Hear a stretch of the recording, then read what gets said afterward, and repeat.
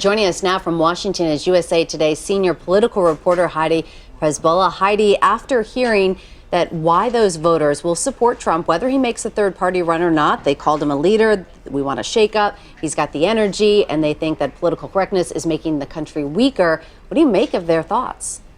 Well, I think that the narrative that we have all bought into all along this election, that if just somehow the establishment could coalesce around another candidate, that Trump would fall, is not accurate. I think what we're seeing here is that, in fact, there are a lot of people who consider themselves part of the establishment, as well as new voters, coming together to support Trump. In fact, if you look at the polling and you add together all of the numbers supporting candidates like Trump, like Carson, and even somewhat Cruz, you come up with about 51% of the electorate. So this is not some fringe effort within the Republican Party that's taken hold simply because the establishment can't coalesce. This is, in part, the establishment. And these people, as you heard from them, they are getting a real thrill out of Trump and his language. It's not that he's surviving in spite of the language.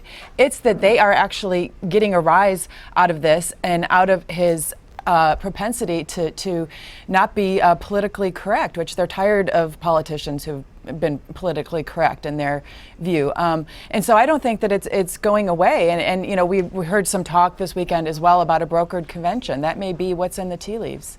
Heidi, Donald Trump, as you know, has taken aim at Ted Cruz after new polling shows Cruz leading in Iowa. How do you expect their rivalry to play out at tomorrow night's debate?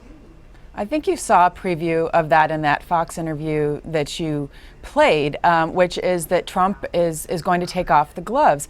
The interesting thing will be that whether this will be effective, because pretty much any Republican candidate that you can name, Carson, Bush, who's run into the Trump buzzsaw, has paid the price. This may be a little bit different because if you look at Cruz's poll numbers in Iowa, he's not just supported as a strong leader, they actually like him, 73% likable. That's a very high number. So the question is, once Trump and his signature style of going after candidates, you know, personally, once he does that in the debate more, you know, whether that's going to be effective. I think he has to be a little bit careful about it. As you saw in that interview, he called Cruz a little bit of a maniac in the Senate. And the thing about Trump's attacks, though, and part of the reason why they might be somewhat effective here and why he might go forward with it, is because there's always a kernel of truth to it.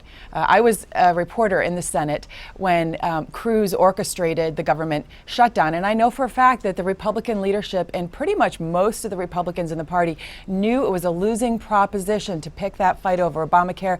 Cruz picked it anyway because he wanted to be seen as the guy fighting the good fight, even though he knew it was a losing proposition and that it would hurt his party. So that's where that is coming from. Will it translate to the voters?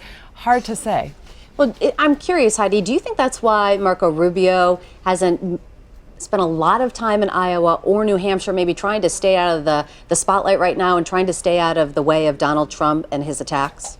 It's hard to know what Marco's strategy is, frankly, because I think that he made it, personally, I think he made a mistake because Marco Rubio had in the beginning a lot of potential with evangelical voters and with the evangelical leaders, but he didn't do the retail work. He didn't, you know, go into the state enough.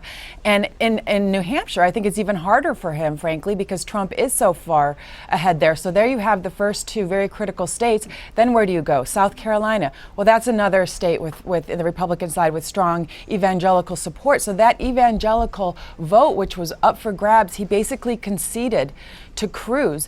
And so I think that Rubio made a mistake there. Heidi, Chris Christie has made his return to the upper card debate, and now he's polling second in New Hampshire.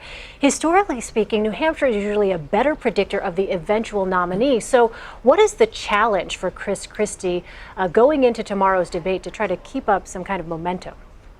Yeah, I think New Hampshire, well, certainly Iowa's not going to be where he plays, but he could potentially have some kind of a breakout moment. And if we use 2012 as a guide, we saw a lot of candidates kind of ride that carousel up and down, but I think it's going to be even harder for Chris Christie just because Trump is so predominant in this race, and we haven't seen it as much. They've kind of like gone up and down under that top tier of Trump, and so I think it would probably take some kind of a breakout moment to keep that momentum going. But he's going to have to just continue really investing in New Hampshire and maybe looking at some of the states as well beyond that, and starting to expand a little bit to see if this is something more than like Bernie Sanders and the Democratic side, just a New Hampshire phenomenon.